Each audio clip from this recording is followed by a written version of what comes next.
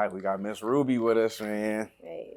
You know, she made it to San Bernardino. She actually from San Bernardino, I found out. But she out here, got her on an interview. You know what I'm saying? Appreciate you for coming through. I appreciate you for having me, for real. Damn right. We gonna get right to it. We've been chilling here for a little minute, getting to know each other better. Yeah. So, you know, like I always said, like every time I start an interview, I'll start from the beginning. But before we get into the beginning, I got in my notes right here. I want to talk about your TikTok channel, your Instagram channel, YouTube channel. Because, of course, like, I see you very multi-talented on there. Mm-hmm. You're doing a whole bunch of things. You know what I'm saying? From braiding hair to breaking down songs to your faith, to your family, to your diet, all these different things that you was talking about. Like, break that down. Like, why was it important for you to not stay in one box, or what made you be this way or want to talk about everything and anything? Yeah, it's a good question. It's so funny because I've never deemed it as important to branch out and like make things versatile. I actually have been trying so hard for so many years to stay in one lane. So it's really ironic that you're asking this question, because that's one of the things that irritates me about myself. Like, dang, why you can't just stick to one thing? Right. So it's really just been an organic flow. I started out making content like 15, almost 16 years ago. Right. And that's before it was considered making content. That's, I know we was talking about it. But I say that because nowadays you can legit tell someone my career is being a content creator. Mm-hmm. And back then it was like kind of embarrassing. It was still kind of like, not embarrassing because I've always been confident about being a creative artist, but it was embarrassing when you tell people because you don't know how people are going to perceive. Like, you're doing that YouTube thing? Like, what's that, So it literally was just, when I first started, I was real passionate about what I started talking about. And I just saw, this YouTube thing is an opportunity, a great platform to connect with other people of similar interests. And this is a great way for me I've always loved being in front of the camera, behind the camera, but most importantly, being like a truth seeker and a truth teller. So anytime I come into information that I think is going to be, vital and helpful for someone, that's what I'm trying to do. So, so I think literally everything that I have produced throughout the years has just been an organic transition from one thing to another. And half the time it's really irritated me that I couldn't stick to just one thing. I got you. But like, what was like the inspiration behind you, like wanting to talk in front of the camera or get in front of the camera? Like, where'd that come from? I think that's just natural. So like as a kid, growing up, because we close to the same age, I'm 36. So growing up, like everybody didn't have a camera phone or anything. But as early as I can remember, if anybody bust out anything that you talking about, you can record me and play it back, I was with it. Like, I want to be in front of it. And then I was the kid walking around with the disposable camera at school. So I just have always loved to capture the moment. Mm-hmm. I have an aunt who stays in Colton who has like all the family photo albums, like all the pictures. And she's like, when she dies, she's leaving it to me, because as a kid, I just love that. So I don't know, that probably doesn't really answer your question, but I think I've always just been real comfortable in front of the camera. Right. And so the actual inspiration had a little less to do with that and just more to do with, you look at the world around you and you think, how can I help make it a better place? Right. And I'm like, bet. Like, I could talk to people and I could reach a lot of people like this. And so it just kind of flowed from there. But you're right, though. We do come from that era, like having a phone and recording. Yeah. That wasn't like how we grew up. Everything was in the moment, organic, natural. Yeah. Now I feel like what's natural and organic is to pull out your phone. And I don't know how I feel about that. But that's the life. That's the life we live now. I feel like it's like if you don't record something that you went to go do, it's like you didn't do it. And I have to remind myself. Sometimes I intentionally don't record things because it does interfere with the organic nature of the moment for me. Yeah. I am such an experiential person. Mm-hmm. The reason that I've always ever wanted to capture something was to be able to look back on the experience, but never to replace the experience. Right. And I'm not gonna lie, like, no shade to nobody. Yeah. I have to do it as a content creator. I kind of have to do it. But it's actually one of those things that that's the part that I like the least now, that it is so normal, that it's almost expected that you interrupt your like candid moment to capture it. Yeah. I'm not like a huge fan of that. That's like a little sideline. it's funny because it's ironic you would think, and that's actually what has interfered with a lot of my content. Yeah. Because now competition is so thick online. Competition, I don't mean like, oh, you're better than me, but I mean competition just for eyeballs, because there's only so much that a person can watch. There's only so much space, you know what I'm saying, that we can occupy when everyone else is trying to occupy that space. And so if everyone else is gung-ho about filming everything and posting everything, and you're not, you're going to kind of get pushed down to the bottom of the algorithm, even if what you have to say is important. So that's one of the things I actually struggle with right now. Yeah, I know. Like, it's just a fact. Like, it's just the way of life now. You know what I mean? Do you like it?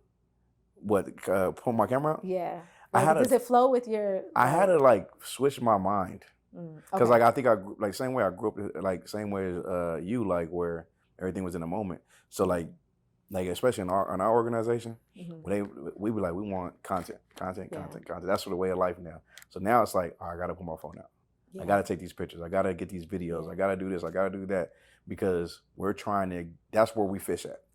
Is online. You know what I mean? So, but now, so like every time I'm out, at least for a minute or two, I'm gonna get some pictures, get a little quick video, and then I'll be done. Yeah. You know? It's a discipline. Like I have to look at it constructively, and then I'm good with it. Yeah. Like I know going into this, like now, because I started to really, especially like having kids and really just like, I don't want to miss these moments for real. Right. I started to really like bag back a little bit from capturing so much so that I could be in the moment. Now I have to discipline myself to be like, Ruby, you're going to regret that you didn't pull your phone out. Exactly. Pull it out for 5 seconds, for a couple minutes. And then my husband, it ain't no help, because he really like don't mind. Yeah. And I don't want to say worse or better. He just doesn't mind not capturing the moments. He's okay with being in the moment. So I think that I would fare better if I just had someone that was always with me, that just loves to capture everything. Yeah. Because I'm with it. Like I do want to be able to look back. I just don't want to have to be the one to do it. Exactly. I'm gonna note that Miss Ruby is the first person that flipped the question on me. And that's me. I was telling myself before this interview, like, girl, don't start interviewing him. She flipped it on me. I was frozen for a second. I'm sorry. No, you're good. I'm gonna do my best. Nah, it's perfectly fine. I know this is what you do. You know what I mean? So it's good. Okay. We did the hair tutorials first. No, it was the lyric breakdowns first. Actually, so really, from what I've seen, I should say. Yeah, under the radar. I think a lot of these videos are on another channel. I told you I got like 4 or 5 YouTube channels. Yeah. So the very first YouTube video I ever uploaded was a video of me fighting. And not really fighting. Yeah, but not really fighting. Okay. But fighting. So like, you know, we grew up in the age of going body and slap boxing. So go ahead, tell me about this. I was still a teenager. I think I was probably like 18, 16 or 18 when YouTube came about. Because it was 2006. I was like 16 or 17. Okay. And that's all we did every day. Like every single day in my house. At this time I was living with people. And so I was living with a bunch of people who we all kind of like couldn't live with our moms for one reason or another. And it was just a house full of young people and a couple of slightly older people somewhat keeping it together. Right. So all of us, like us, all we did every single day was just fight each other. Yeah. And so then the person that I lived with, who I consider my brother, we're not blood, but like we've become like family over the years. He was fascinated with technology and still is. So he always had whatever was new. So he knew about YouTube and he had like a camcorder. Yeah. And he would walk around just filming us. So somebody filmed me going body slap boxing. So that was the very first video. And that was just for fun. And we posted it and I was just so excited, like, oh my gosh, we posted this video. And I just completely like forgot about the video. And I would say probably like 6 months later to a year later, maybe even like a year and a half later, when I became an adult and I started getting more serious, I actually entered into network marketing. And so now like I had just graduated high school and I was becoming an entrepreneur. Yeah. And I was like, I want to use YouTube to talk to people about like this business that I'm building. I want people to see me starting from the bottom. So when I blow up and I become a multi-millionaire, y'all see where I started and I gave y'all all the tips. So that was my first channel. And I can't remember what the channel was called, but the videos was like, what were they called? The Journey, a PPL, The Journey. I was a company called Prepaid Legal Services. Yeah. And it was like PPL, The Journey with Ruby, and it was like my regular name. And I just made videos just talking to people about what I was going through, lessons I was learning. So that was that first. That didn't really gain no traction. That was kind of like in-house. Like I'm sharing these videos with people I'm working with. Got you. And so, and it had nothing to do with being a content creator, nothing to do. It was just like I'm using this as an opportunity to meet people like me. And then it was, I would say a couple years later when I went to college, around the time I started going to college for entertainment business, at the time, I was like, one of the things I love to do just in my spare time was just break down the meaning of lyrics. I was like a hip hop head. I'm a songwriter.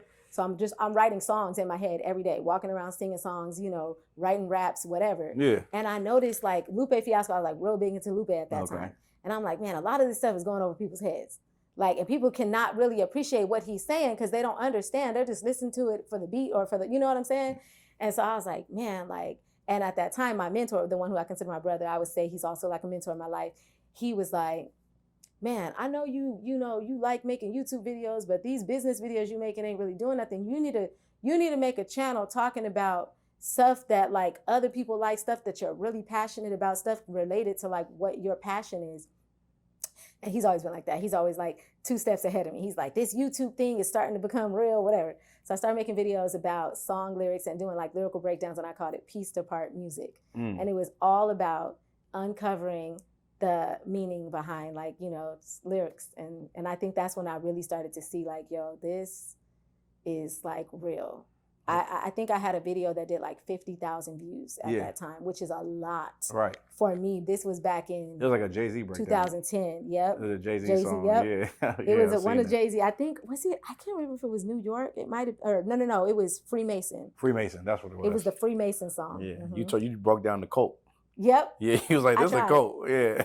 Still to this day, I get comments on some of those videos, and people are like, yeah, man, so what do you think about this? I'm like, bro, I ain't even in them books no more. I have no idea. I definitely don't listen to today's music, so I don't know what nobody's talking about no more. I don't even know if they know what they talking about. So, like, the love for, like, breaking down, like, the music, the bars and stuff like that, like, you was into songwriting and, like, did you sing, or?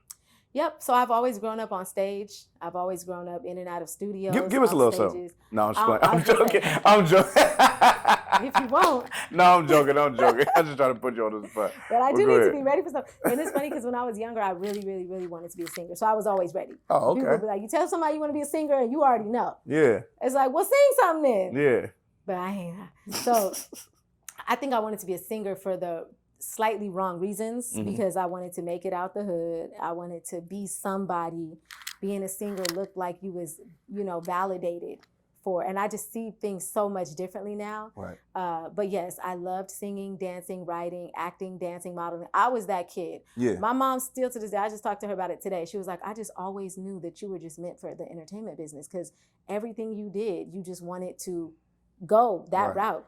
Yeah, so it was more. And around that time, I didn't even know growing up that you could just be a songwriter. Yeah. Because after, some years on stage, I realized like I'm not really the best singer. Yeah. So you just want you wanted to write. I still to this day love to sing, but I recognize I'm not that great of a singer. But I'm a really good writer. Like I'm a really good lyricist. Right. Exceptional. And I say that confidently. Yeah. And so I'm like, you can have a whole career as a songwriter. So yeah. And they make more money. That's what they said. I know that was never enough of a motivation. Right. Even though we all want to make money, but it was really just like, I can actually just be a songwriter and that's enough. Yeah. And I can really like be the pen behind like these. And I didn't even know how many singers don't write their own songs. Gotcha. At that time, that was something that was really valuable. Honestly, today though, now the AI is writing songs. Right. So it's kind of sick, ain't it? It's crazy. Yeah. It's crazy. But yeah. Okay. All right. Well, I want to move into the beginning of your life and all that. How you came up, where you grew up, how'd you come up, what was your family life like, your mother around, your father around, things like that. If you don't mind getting into that. I mind. So can we? This is my favorite subject. No, I'm saying. I think so. Like the genesis is always so important for every story. So, So I am born and raised in San Bernardino, right here. Yeah.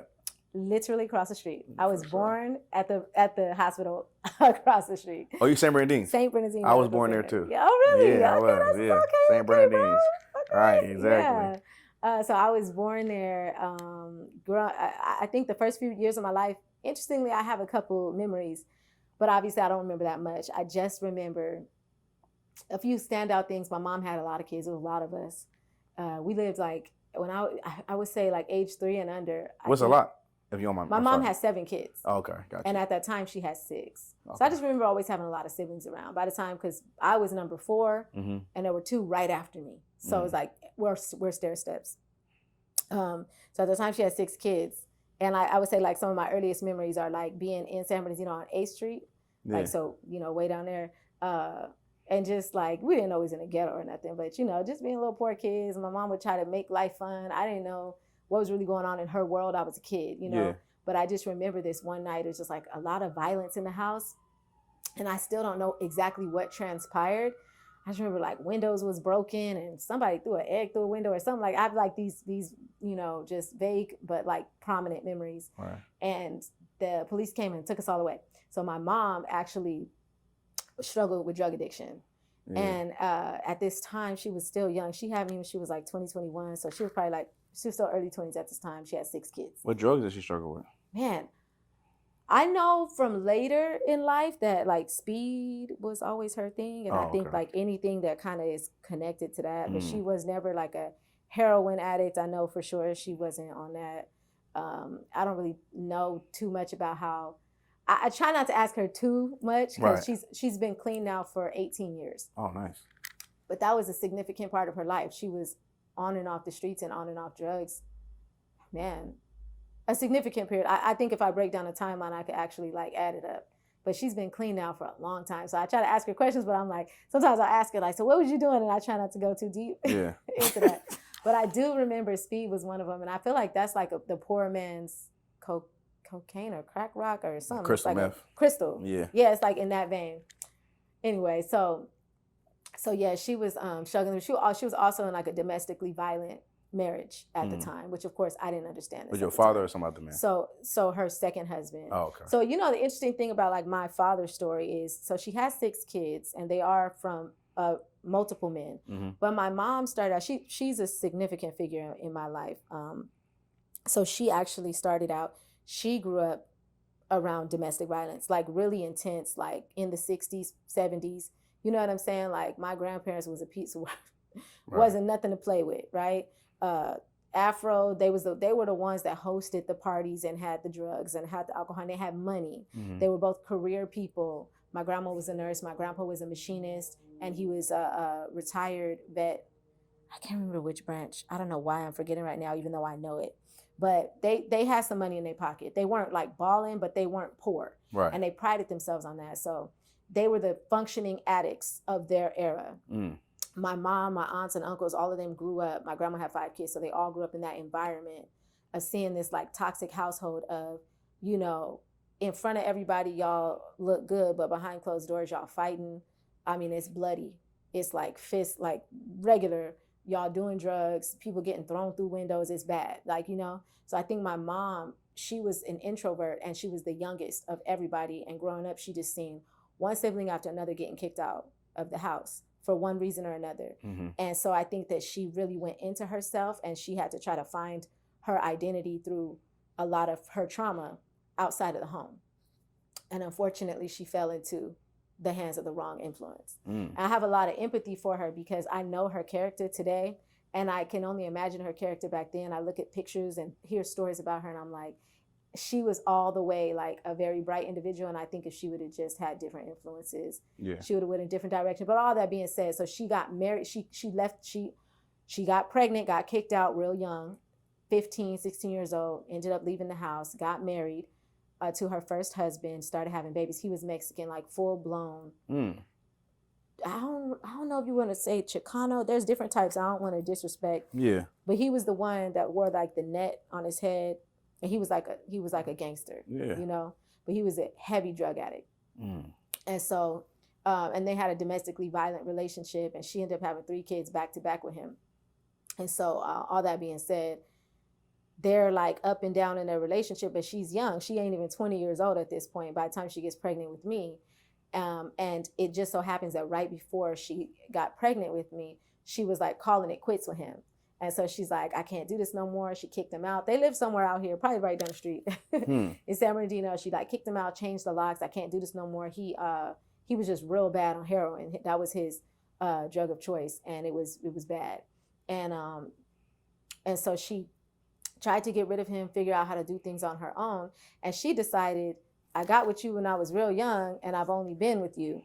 And I've never really had like nobody else. Right. She's like, you know what? I don't need you. Like, you know, so I was conceived in that little window of time where she was like, I'm done with you and I'm going to spite you by going to be with somebody else. And she was with multiple people in a very short period of time. It was literally like 2 months between the time she kicked him out and then the time that she got a knock on her door to be told that he got killed. He got shot in the back of his head, in the back of it was like a Kmart, I believe. Damn. Right up here, I believe it's like off of, man, I can't remember the street, but I feel like it was right there, right when San Bernardino and Highland kind of meet. So all that being said, that's when I was conceived. And so because of that, the man who interestingly, the man who she had slept with, like in her little phase, that night ended up becoming her next husband. Mm-hmm.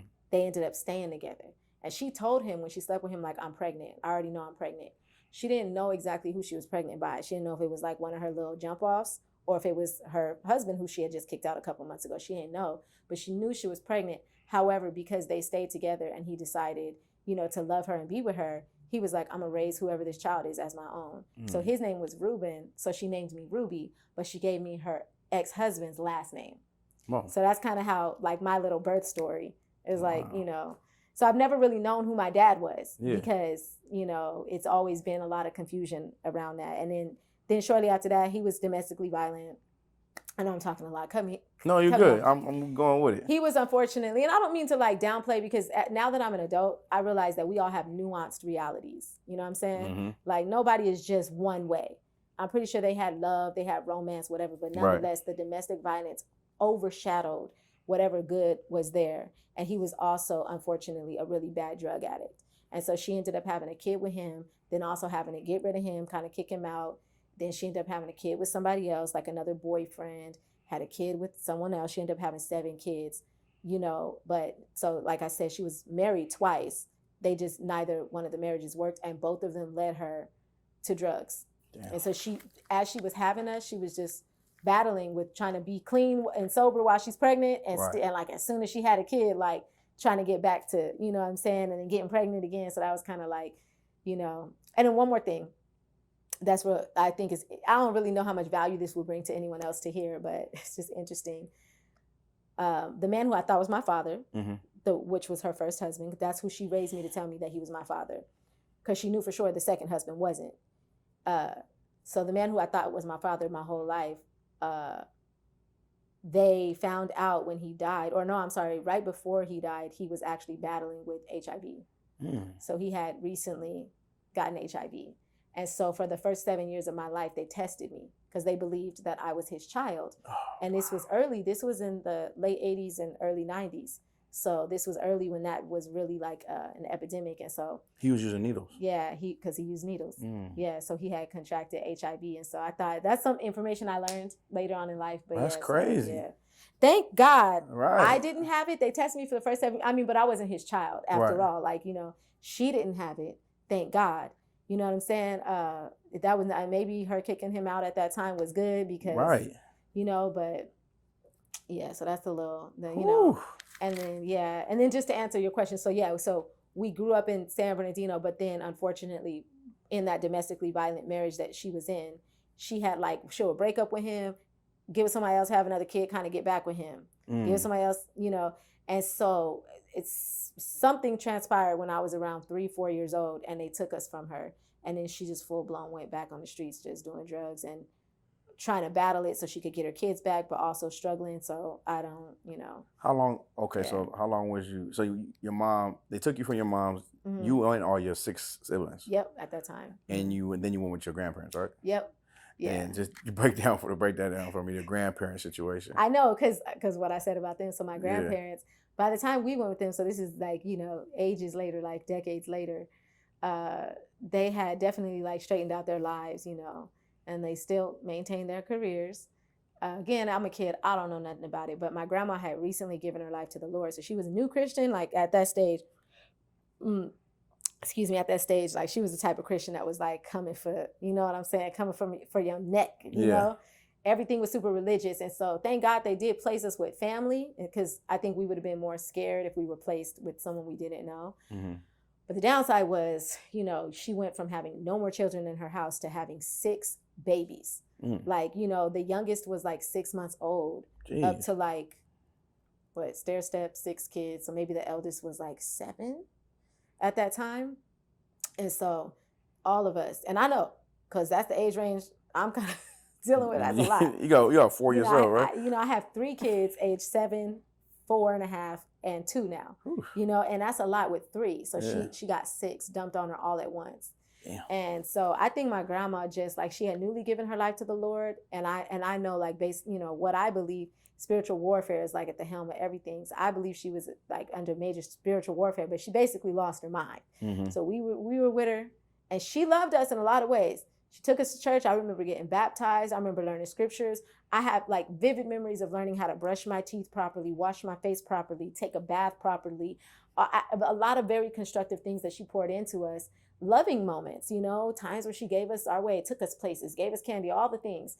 And then there was you gonna get this switch off this tree and pick the leaves off yourself. Mm-hmm. And I'm gonna wait till you get out the bathtub to whoop you for something you did earlier and lied about, because we don't lie in this house because we're Christian. Right. And it was a lot of that going on. It was like a lot of zero tolerance for disobedience, to the extent that old school disciplinary stuff came in. And all that being said, we eventually got taken from her because it turned into a level of abuse that other people deemed like, this is dangerous. And so because you talked about she used to burn your fingertips. Yeah, that was one of those things. So and it's funny because it's not funny, but interesting, going through it at the time, you don't know. Mm-hmm. If you're a kid, you're just scared to get in trouble regardless of the severity. So you don't know, this is abuse, this isn't. But yeah, so like there was this one, I have a vivid memory. There was like one time, it was like nap time. She was having Bible study in the living room. And like, we're supposed to be taking a nap. Kids don't be taking their naps. I looked at my husband because these kids don't take their naps. So we weren't taking our nap. And one of my brothers, I believe, like went into the room, like in the back room, grabbed some snacks, brought it into the room. We was all just killing the snacks. And she found out. And so like after her Bible study concluded, she just like stood us all in a line, was like, who did it? Nobody would admit. She was like, bet, everybody getting in trouble. And she literally like burned each one of our fingertips with a lighter. Ooh. And I don't know how long it was, but it was painful and it was scary. That was stuff like that. And then it was like, I think that was like the time where she lost her mind. I can't remember if it was, because this wasn't the first time she did it. I remember that activity happening more than once. But I know one of the times it was like a long day of just really intense discipline. And I feel like this was the day she just lost it, because it was like, oh, y'all want to steal food? Bet, sit down, I'm going to feed you everything. And she literally sat us down. We each had like these little tables that they used to sell at the dollar store. It was like 6 tables, or like the baby wasn't at a table yet, so like 5 tables. And like we each had our own little table and chair. And she like, I just remember us all sitting down looking at each other. And she just kept bringing bowl after bowl after bowl filled with food. Dang, I haven't told this story in a long time. I'm sorry. And we're just eating to the point where we're throwing up. Mm-hmm. She's like, oh no, you're going to eat that too. And it was like, that's painful for a kid.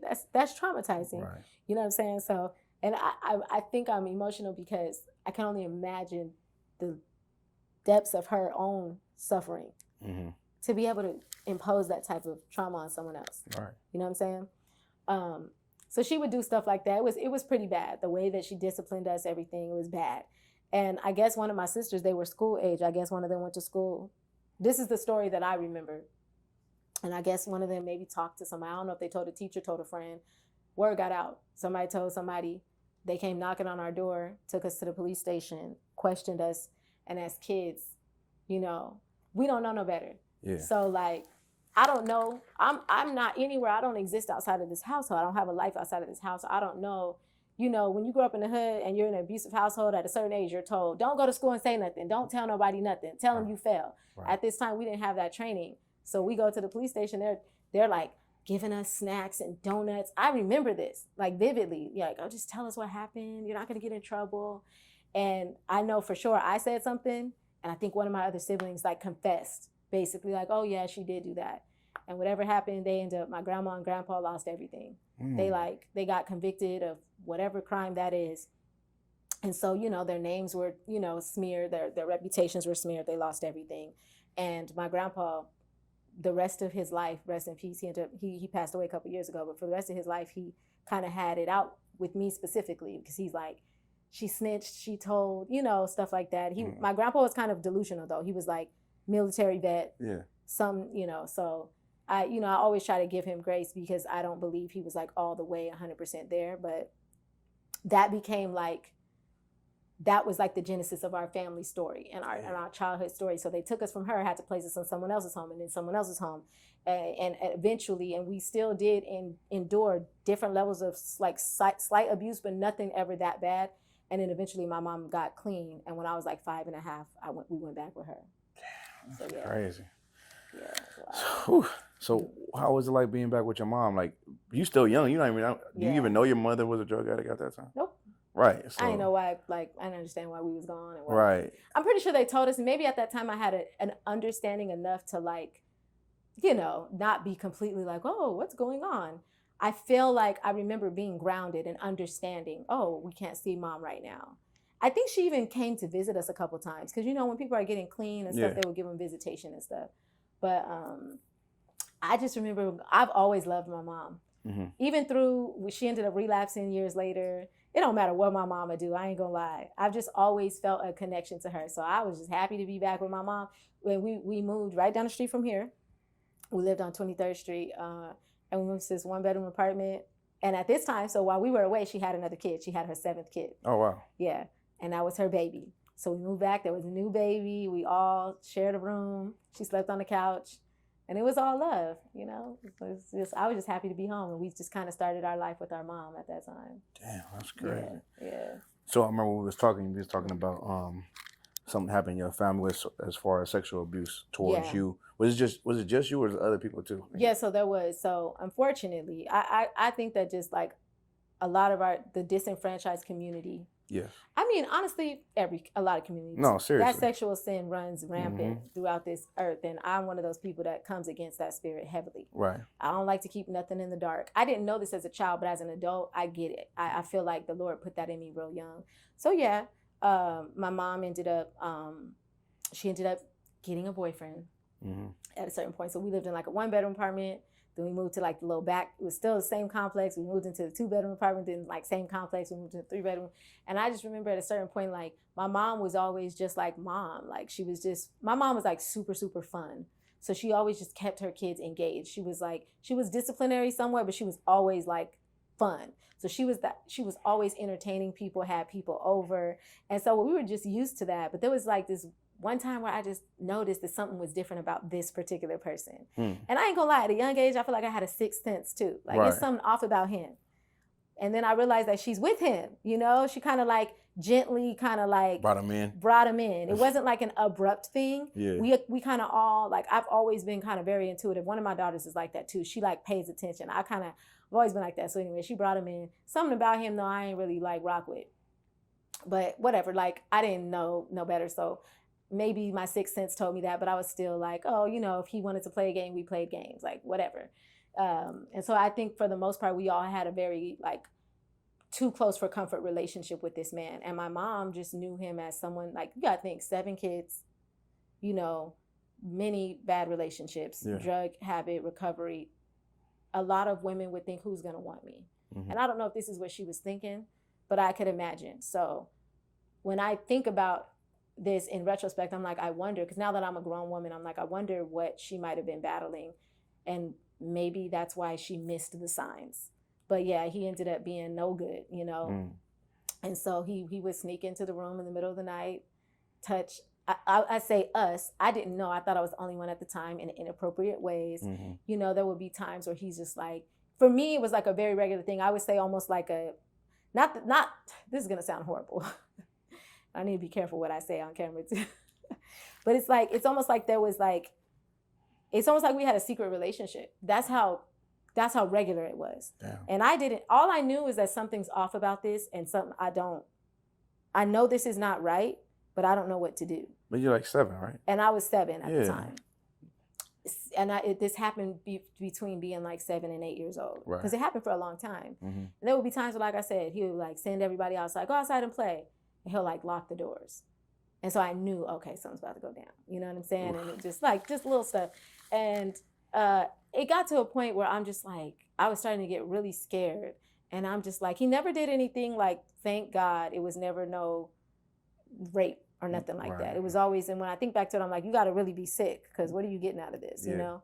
But all that being said, one day I just decided to tell my sister, and we were at my grandma's house visiting at the time, and my grandma had gotten her stuff way more together at this point. But so at this point, she's a resolved Christian, calm, and a trustworthy person, you know, like someone who you can feel safe around. And still to this day, that's who she is.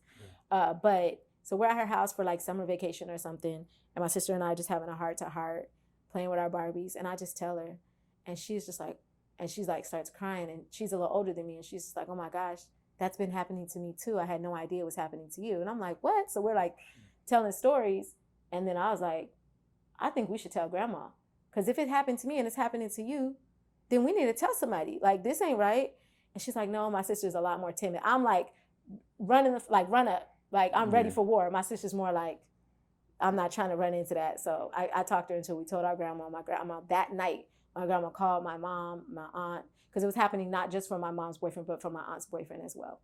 Wow. And my aunt's boyfriend was dealing more with my older sisters, and he had only kind of messed with me like once or twice. But my mom's boyfriend was the main one that was like, you know.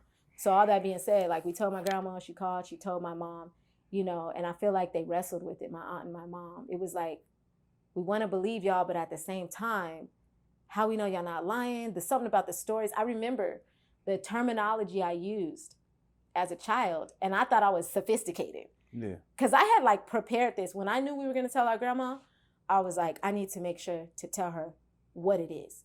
And I said, we are being sexually harassed.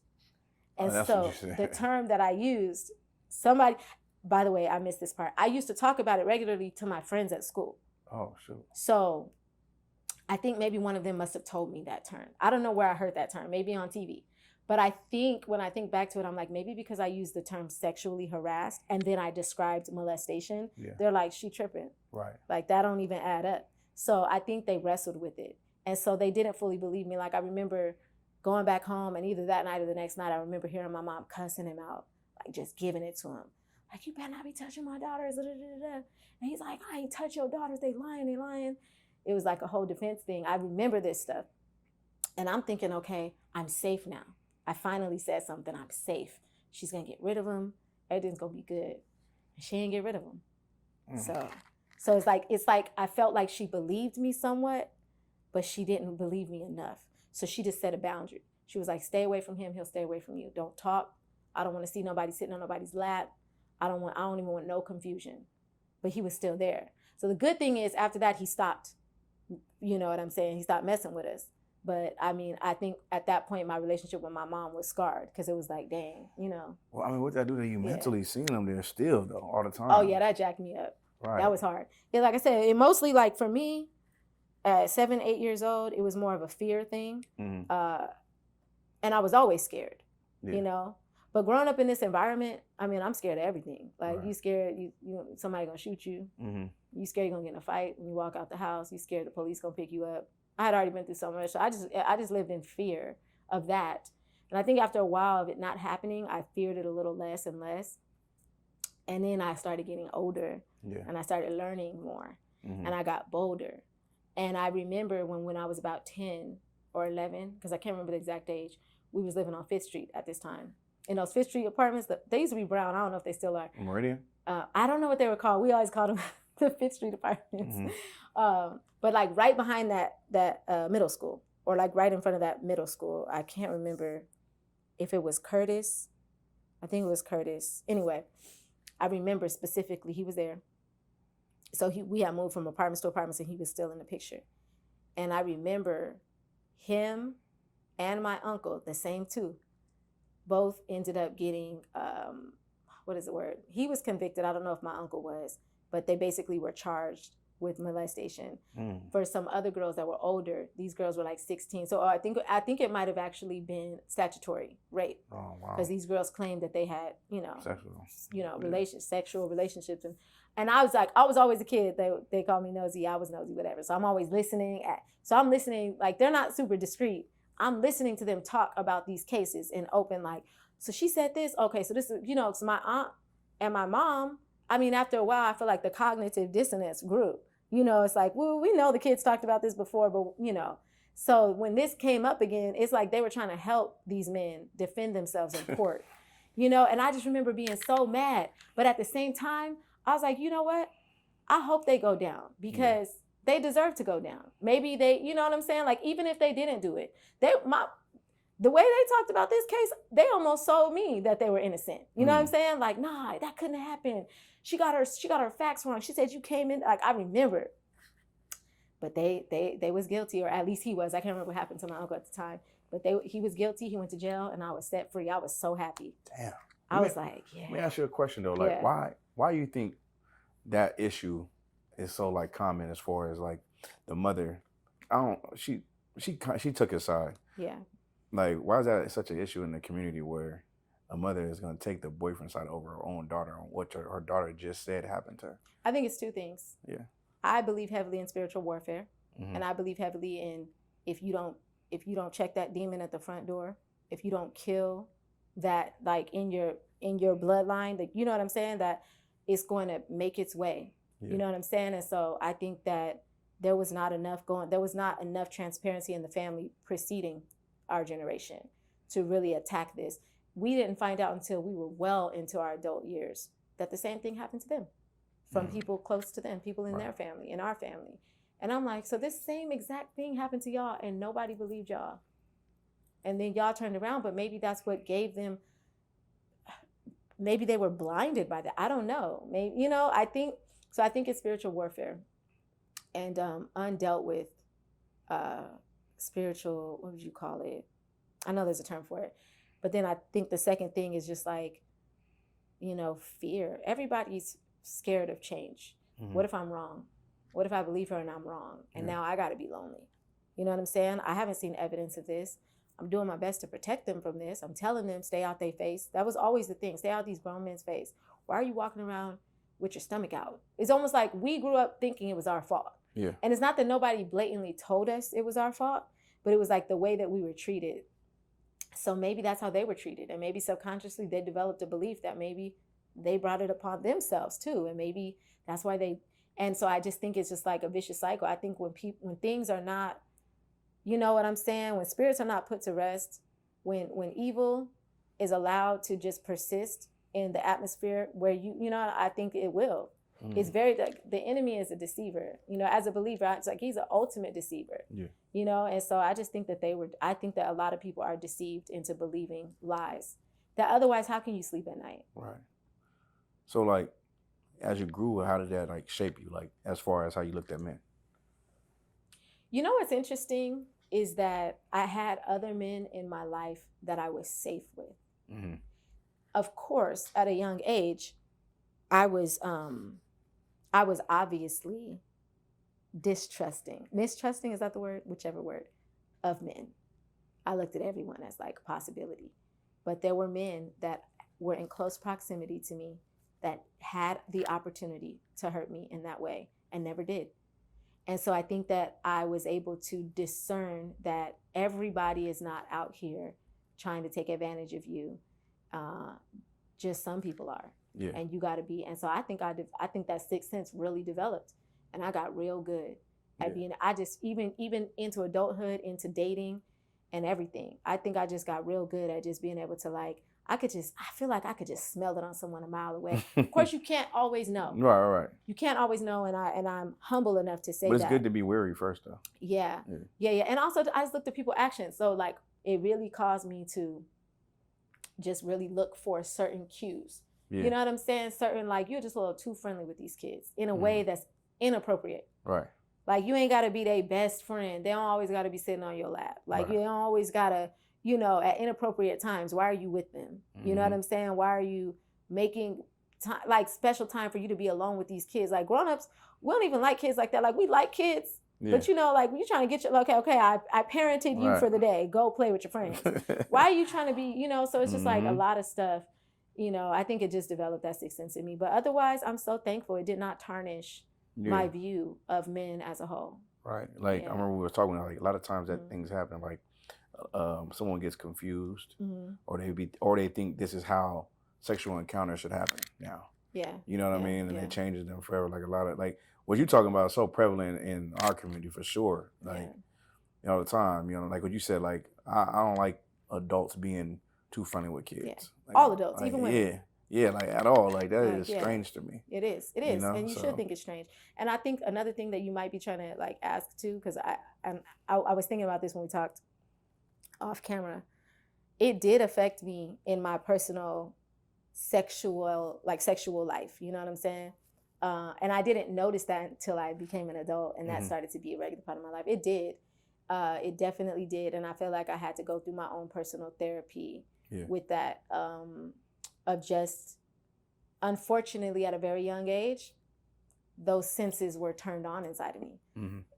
I understood what that kind of pleasure felt like. Yeah. And I shouldn't have been exposed to that, you know, at a young age. So it was something, I became sexually active very young, you know, like consensually. Yeah. Because I was always like kind of looking for that feeling again. I just knew I wanted it to be in a safe place. I knew I wanted it to be consensual and all that stuff. But I felt somewhat empowered. Like I always felt, obviously with the life that I had growing up, like as time went on, that same person ended up being a great influence in my mother's life, and she ended up relapsing and drinking. Like when you're a drug addict and you go through program, you're not supposed to drink, smoke, nothing. Right. Start drinking, then eventually she became an alcoholic. It was a lot. That's a whole story. So all that being said, she eventually tiptoed her way back into, you know, relapse.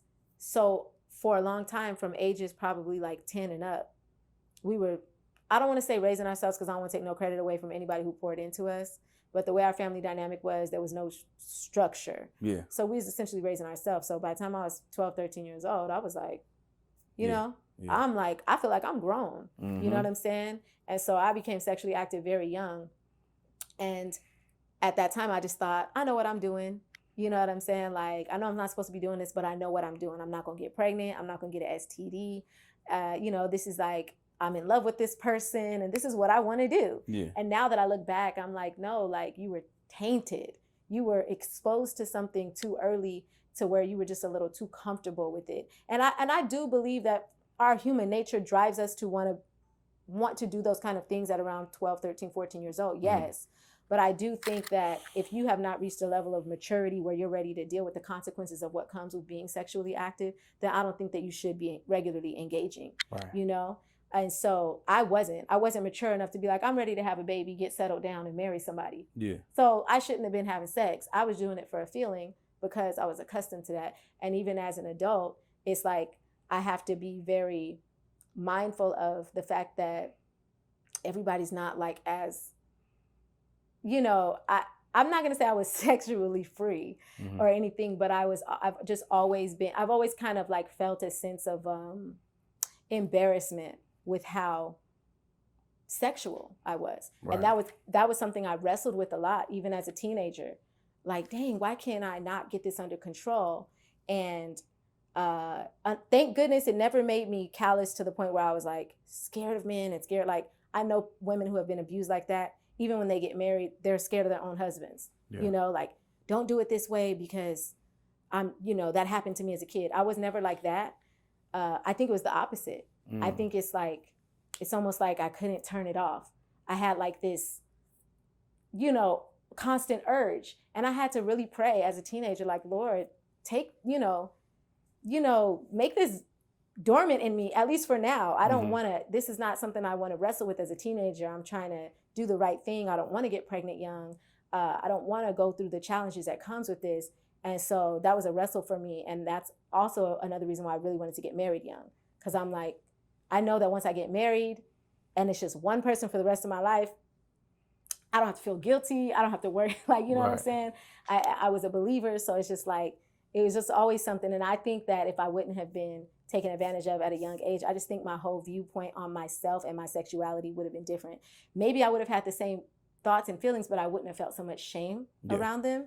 And I think that was the main thing that I wrestled with, if that makes sense. Nah, it does. That's crazy. Yeah. Mm-hmm. Okay. So like, when did you feel like your life got out as normal as it could be? Like after that time, 13, 14 maybe? Oh, nah, it just got way more abnormal. So is my life normal now? I think low-key is kind of normal now. God is good, ain't God good. So no, my mom ended up relapsing full-blown because she had became an alcoholic between like those ages, I would say like 10 to 13-ish. Mm-hmm. She ended up full-blown relapsing on drugs when I was 14. And we went through a lot of things with that. Exposure to a lot of stuff. That's when I really felt, because at this point now, I think mentally as a girl, and as a girl who's been through the things I've been through, I think mentally I was very grown up. So now I'm really seeing things for what they are. Okay. And I'm like, oh, you're making this choice to put us in this position. And I'm not, I had already built communities outside of my home, had friends. I was already the poor kid that go to my friend's house. They could tell I'm poor. So people are like always trying to look out for me. Hey, if you need a place to stay. So like I was definitely at one point living pillar to post, figuring that out. My mom was in and out of motels and stuff all around San Bernardino. My aunt, I love her. Whew. My aunt, I don't think I said this. All of my grandma's kids ended up becoming full-blown drug addicts and criminals. Yeah. Every single one of them. Various different criminal activity. And they were all in and out of that. So I'm clean for this like segment of time.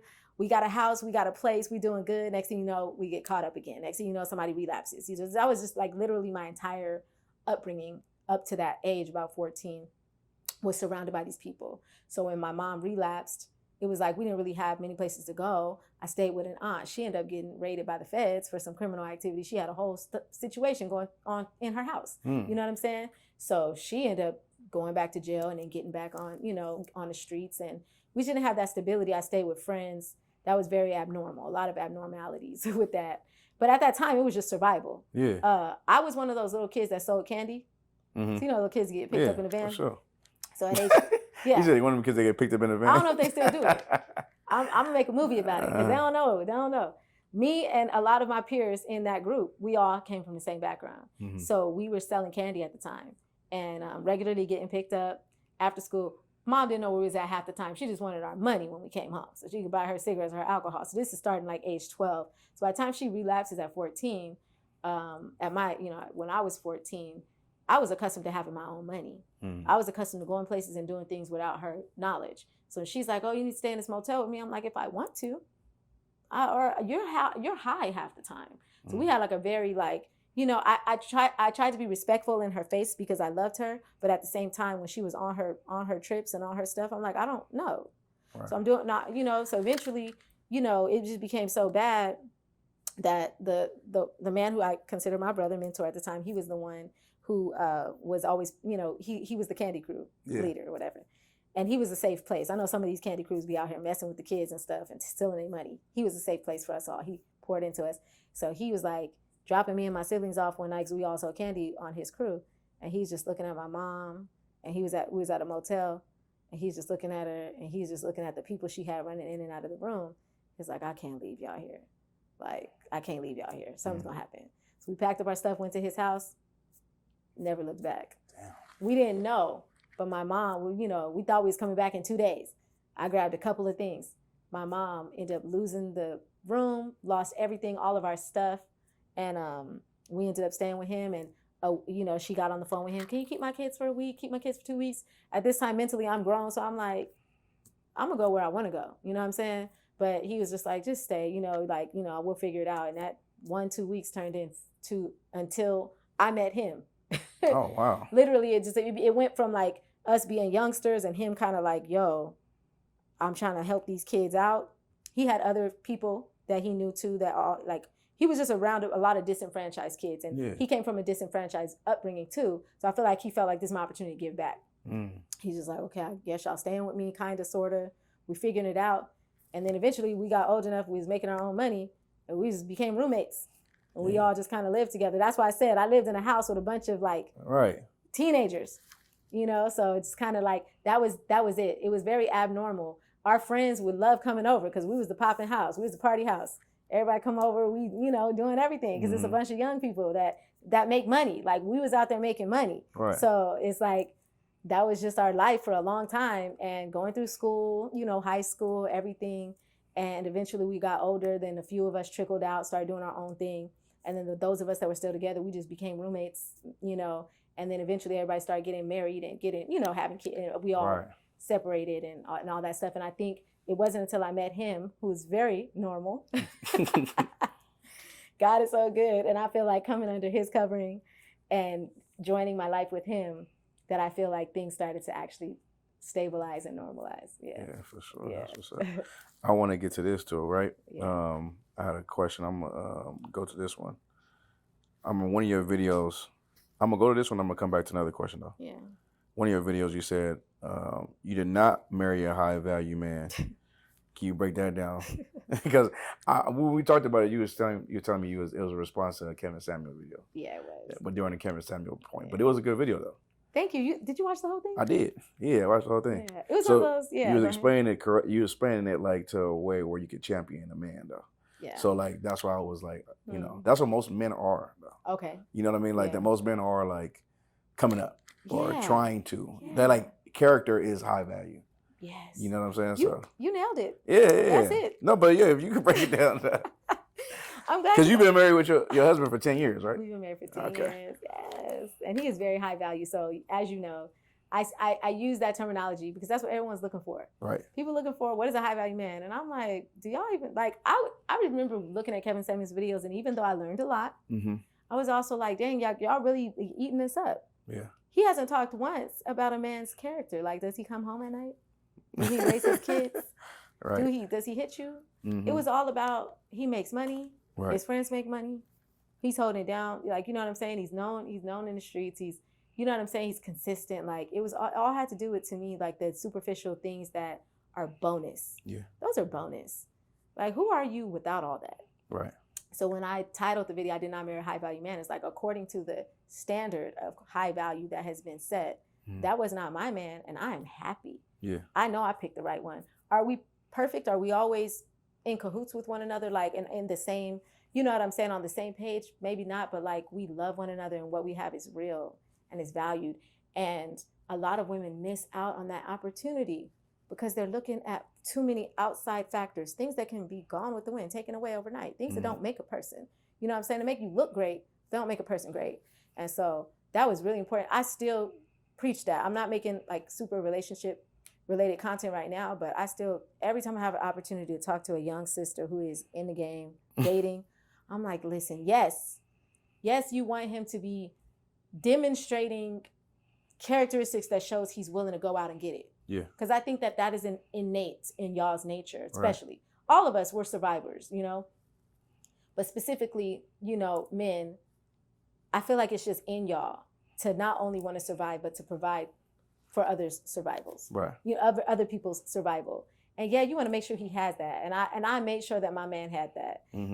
But he came with all the other things that you cannot even, like, you can't put a price tag on that. Right. You know what I'm saying? And so I don't know if that answers your question. No, yeah. It had a second part to it though. Like you was talking about, you speaking to young sisters, because the propaganda in today's society is they want to meet a man already like that. I ain't gonna lie. Go ahead.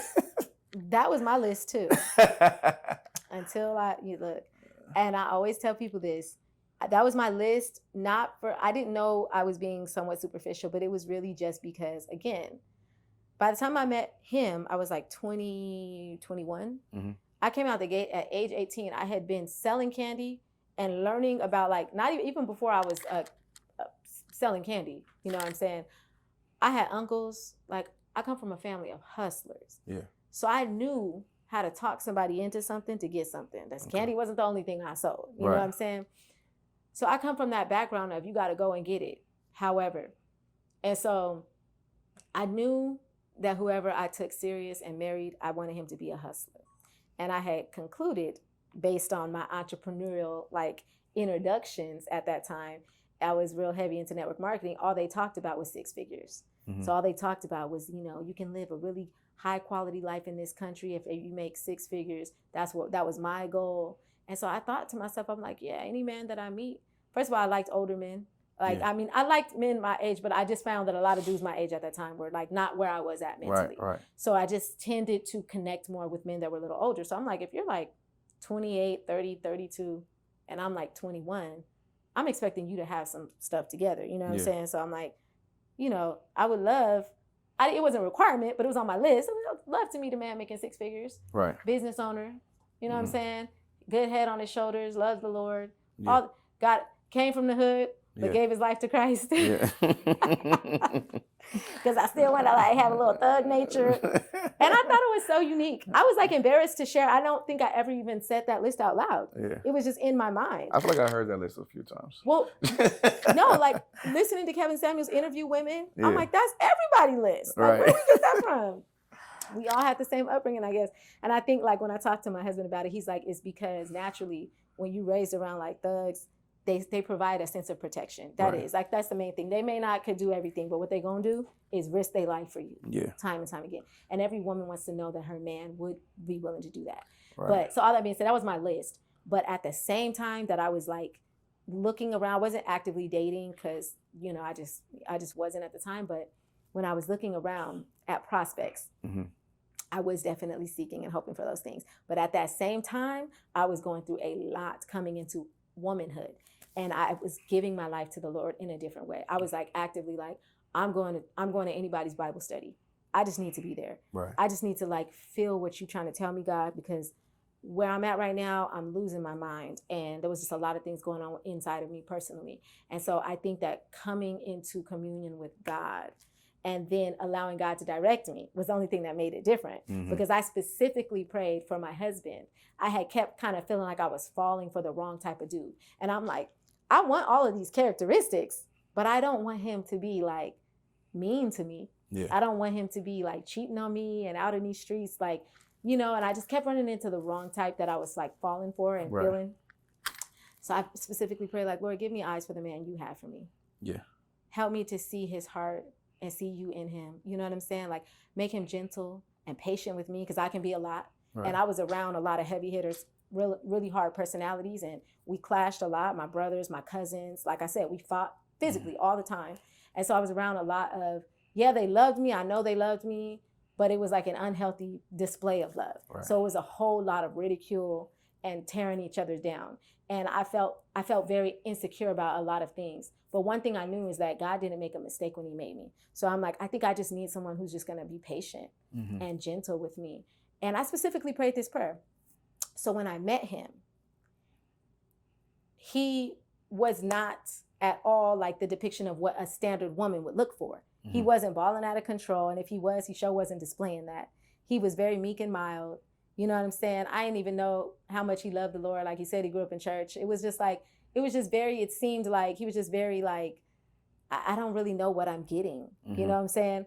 But when I met him in person, because we met online, but when I met him in person, I felt it. Yeah. And because I felt a sense of calm, connection, peace, and safety in our first interaction, I just knew. I was like, I literally, first day that I met him, I was like, is this my husband? Like I asked God, like I like whispered in my spirit, like, is this my husband?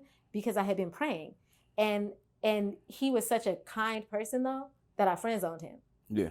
Because I was like, you're just a little too like, I don't really know if this is going to be like romantic. But because I had been praying that specific prayer, I feel like God was like, no, give him a chance. Like, look his direction. Like, you might be surprised.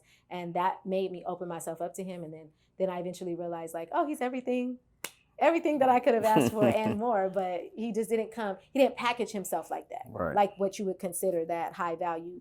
You know what I'm saying? And so yeah. Yeah, like I remember I seen a story.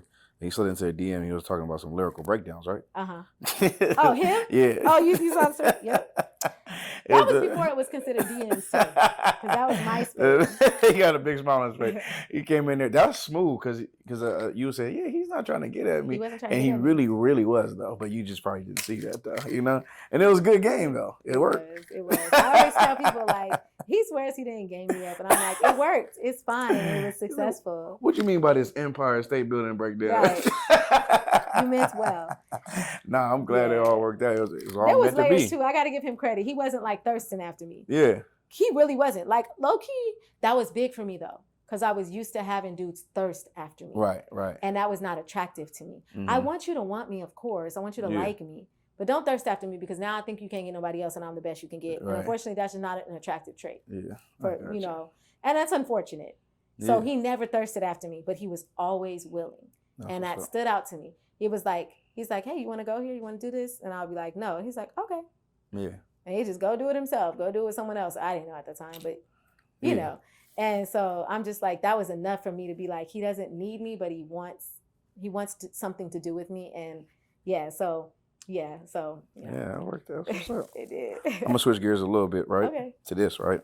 Okay, so I wanted you to answer, because I seen this on your Instagram, and it says, and it was I forget the guy's name. I should have wrote his name down, but he was like, the question was, how much does your flesh encounter conflict, right? Mm-hmm. And then he was like, building platforms are easy, but living holy is more difficult. Yeah. So like, you break that down right there, like, I guess, appearing one way, but really being that way. You nailed it. Yeah. You nailed it. You nailed it even better. You're so concise. I feel like I talk in this big circle, and then I finally get to the point. But why was it important for you to break that down like that, though? Because I think it is hard for a lot of people to be that way. Well, I got that from someone else. So there's a pastor right now in the Christian community who is like really like making an impact. He's really calling Christians out for their nonsense. Okay. His name is Philip Anthony Mitchell. And he's real, like, I think you guys would like respect him. He's real biblically sound. Okay. And he's real big on like, we're not out here playing. This is people's souls we're talking about. We can't be playing church. And he had said it. He was on the Hardly Initiated podcast and he got interviewed. Okay. And he ended up saying that like right at the tail end of his interview. And it just really resonated with me. I knew that I was going to be starting a podcast soon. And I wasn't sure. I felt like God told me like, start a podcast. And I kind of wrestled with it. And I was like, I don't know what this podcast is going to be about. But every time something resonated with me that I just heard and I experienced, I just wrote it down. So when he said that, it just really resonated with me because I was like, that's so true. Because at this stage in my life currently, and especially like over these last couple of years, I've been becoming a mother of 1, 2, 3, getting sat down in a lot of ways. You could call it that. Now I see it a little different. But for a long time, I felt like, man, I'm getting sat down. I was on my way to do things. I'm getting sat down. So this building of my platform took a back seat to me really living like this thing out. Right. Like I want to have a platform where I'm here to help you get better at this and understand this better and all this stuff. But now I feel like God's like took me into this place of like, okay, you help yourself. Mm-hmm. Help the family that's within your household. Can you be nice to your husband? Yeah. When you're angry, can you die to self so that my love can live in you? You know what I'm saying? Like, can you really discipline your flesh to honor me with your choices, even when nobody's looking? Right. You know how to build a big Instagram, TikTok, YouTube following. You know how to get people's attention. But can you keep the I would say the spiritual balance in your household intact? Can you actually usher in the Holy Spirit because you're a living, breathing example of his power? And that was a real thing for me. So when he said that, it resonated with me. And it's like, now I started my podcast and I'm like, I could get on here and I could get to work and I could just abandon everything else. Like everything else got to take a back seat. You know what I'm saying? I'm focused on getting these numbers up for vanity. You don't know it's vanity all the time, but I want to make sure people know I'm about my business and I'm really doing it. Yeah. So I could do all the things. I went to school for business, entertainment business specifically. I know how these algorithms work. I know how to figure them out. You know what I'm saying? Like I know how to do everything that comes with it. But specifically where the Lord has me right now and had me then was like, oh no, you're going to wash these dishes. Can you do that with passion? Right. You know what I'm saying? You're going to feed these kids healthy, nutritiously. You're going to submit to your husband because that creates order in your house that I can work with. And if you trust me, I can move through your situation. I can actually, the Bible says, when you humble yourself, humble yourself, he will exalt you. Something like that. Humble yourself and you'll be exalted. And so it's like, can you humble yourself and not focus on the need to build a platform, but focus on really living for me, even if nobody sees you. And that becomes a lot more difficult. It's easy kind of to hide behind the camera as oxymoronic as that might sound. Right, I hear you though. You know, it's Yeah. easy. It's easy to hide behind your image, but when you really living that thing out and you like getting it out the mud and you like, you know, crying and you're struggling, you know, but God gets the glory out of your story. Is that enough for you? Right. And that's where I'm at today. It was a word I heard like coming up was like having like moral authority. It's like you have authority because like is your morals intact? You know what I'm saying? Like how can you be authoritative over someone else and you have broken morals? Nobody, you know what I'm saying? Who are you submitted to? Right, exactly. Is that what you're saying? Right, yeah. Right. It's like, are you doing what you're supposed to be doing? Are you the things you say? Are you practicing those things? So like having children will really bring that out of you too. It'll really make if you allow it. Yeah. If you allow yourself to be humbled and then be redeemed. Excuse me. Drinking that water from like 2 hours ago. It's a little good. If you allow yourself to really be redeemed and you know, just be honest with yourself, like, and be like, I actually really want to be the best parent I can be. Right. If that's the case, then I'm glad you brought that up. This it segues to my last question, right? So like tell me about the mom life because like when you first started your content, you didn't have kids. Nope. No, right? So then you get in a space now where you had to be a mom, working and take care of your kids, being with your husband, like all these things. Like, how does it affect you? Like, how do you work around all those things? It's a constant work of art. Right. I still look at other women and I admire, but I know I might be admiring something that's not real. So I have to remind myself because nobody's perfect at this. It's just really a constant surrender. That's it. For me, personally, I could not do this if God was not at the root. Right. I could not. The more children that I've had, the deeper into this marriage that I've gotten, all of the nuances, being a highly ambitious individual, not even ambitious just for the money. Yeah, I've always wanted to make some money. Yeah. But I grew up poor. I've never needed millions and billions of dollars to feel like I was good. You know what I'm saying? But I've always wanted to make money. But most importantly, I want to make impact. And I always wanted to make a difference. And to feel like, man, those are noble goals. Why can't I have that? And to feel like I can barely even get up and like take a shower. Yeah. That's embarrassing. You know what I'm saying? Like, so it has humbled me deeply. I still have my struggles. And so I've experienced a whole lot of stress. I never knew anxiety. I thought anxiety was something that YT people just used as an excuse. Right. Baby, I got married to start having kids and it's chemical. It runs through your blood, but it's first and foremost, I believe it's spiritual. So as I have grown, and thank God that I had a relationship with God before I, became a mother, so I knew who to turn to when things got hard. And I've just been going deeper and deeper in my relationship with Christ, not the church, not religion, my relationship. What you say about this? You know what I'm saying? What are you saying in my spirit? What did you say in your word? What are the hidden gems that are there that a lot of people overlook?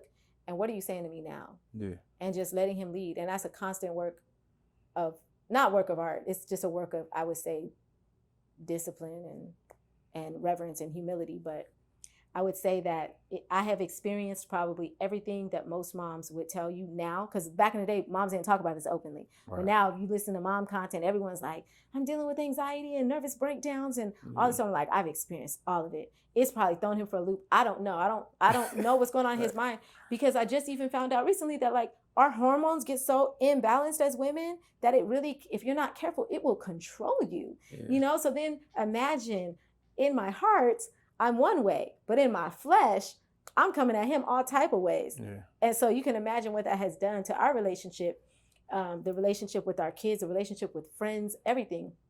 He's thrown everything out of whack. But I believe that God is still using it for his glory. I can speak as a husband. I know sometimes I have to catch myself after the fact, at least. I'm like, because I don't understand nothing more my wife's going through sometimes, right?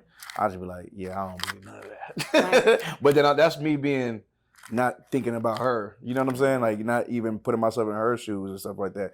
So that's where that comes from. And then we have to make up and all that. And I have to understand her. And it's a constant, like you said, it's a constant fight for sure. Man, I would just say, you're not asking, but if I say, believe her. Yeah, I know, I do. If you've already affirmed her by marrying her, this is what I have to tell myself. Yeah. I have to tell myself this about him. Yeah. Because naturally, you know, things come into question. Man, like, why would you do that? Why would you say that? Mm-hmm. Now I'm like, believe him. He affirmed you when he said yes at the altar. Like, he said yes. Believe her. Like, whatever men out there who are watching, believe her.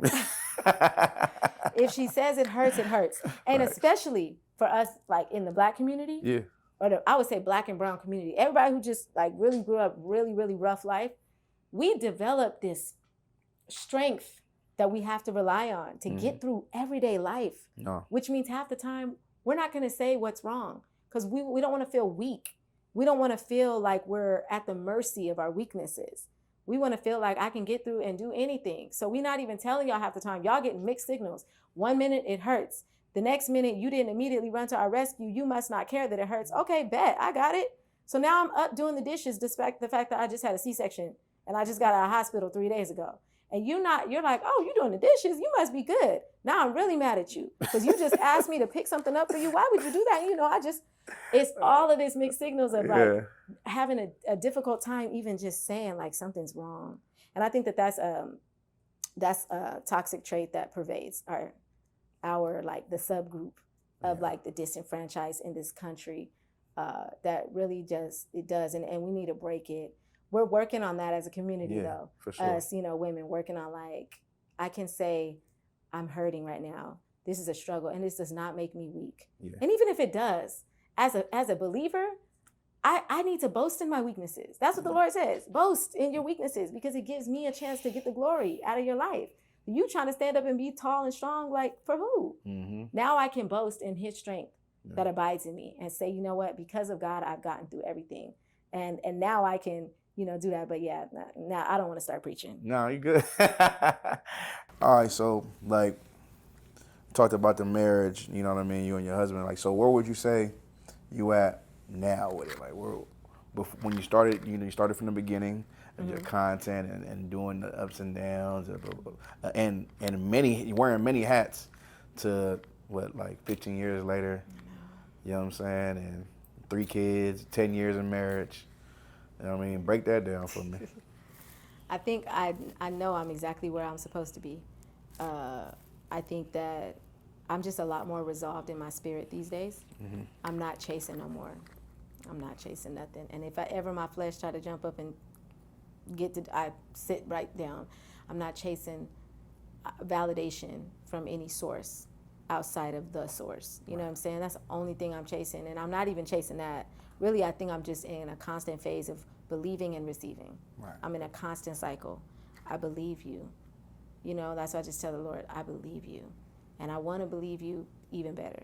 Mm-hmm. I want my faith to grow in you. And in operating in my belief, it stills me. It calms, you know, it allows me to, you know, walk beside, you know, calm, what is it? He leads us beside still waters. And I feel like that's where I'm at now, is like learning to walk beside still waters and know that the Lord has me. So personal level, that's where I'm at spiritually. I'm so grounded and I'm just seeking to be even more humbled and more grounded because I know that with everything that I desire to do with my life, if the Lord has it in his will to let me live out these years and actually do it, I will do it so much more effectively, being able to connect with my fellow brother and sister on some real stuff versus looking the part, looking like I got it all going on. No, you see me struggle, whatever. So that's where I'm at personally. And that allows me to take my time. So where I used to be like, I mean, I hit the ground running. I graduated college and I immediately hit Hollywood up. What we doing? Where's the ladder I need to climb? Who I need to network with? Who do I need to like get in the door with? To now, you know, I'm like, God may want me in the entertainment industry. He might want me to go be a school teacher. I'm open. I want to do his will in everything I do. I want to love the Lord with all my heart, all my mind. I want to love my neighbor as myself, which includes family, friends, and me. I'm learning what that means. And I want to present that in everything that I do. I feel currently that the Lord told me to start a podcast. And I specifically feel like he wants me to talk about the fact that no one can serve two masters. You cannot serve both God and money.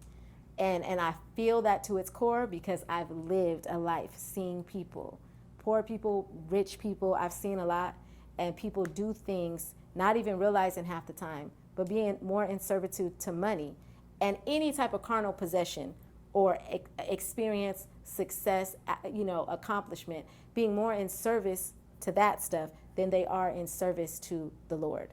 And I want to help people to experience freedom and breakthrough. When you realize, if you say you're a believer, if you're not a believer, this ain't for you. I want to really talk to people about that. And I just want to do it by whatever means he allows me to. So he might say, you're going to have a new episode up once a week, once a month, once a day. And I'm doing it. I'm literally sitting back, believing and receiving. And now everything's coming to me. And I'm so thankful. And I don't say that like on my, I say that humbly, because that's how everything's supposed to come to you. Everything was already ordained. You know what I'm saying? This is what I believe. He knew you before, you know what I'm saying, before he formed you in your mother's womb. That's what I believe. He knew everything you were going to experience, all the hardships, the breakthroughs you were going to have, the things you were going to learn. And I truly believe that all this fighting and all this wrestling, again, a lot of what I said today, wrestle. I'm like, yeah, sometimes there's a lot of war happening in the spirit realm, but physically, we don't need to wrestle like this. Everything that we need has been provided for us. We simply need to really believe it and accept what it is. Because God may have provided $150,000 a day for this person over here, and through that, he provided that person with everything they need for his will to be done through that. And for you, he might have been like, yeah, you're going to be on welfare for a little while. Can you handle that? Does that mean that, you know what I'm saying? Does that mean that you don't have your salvation? Does that mean that you're not doing something important, that your life has no meaning? No. So that's where I'm at now, just living that out. Family. For sure. Audience, all the things. You gotta check out the 624. The 624 podcast. 624 podcast. Yep. For sure. Yeah, we're making some moves in the background right now too. Yeah. I'm testing some things out. I want to get like you, for sure. What y'all got going here is this is legit. Yeah. Yeah. Well, there you have it, man. Miss Ruby.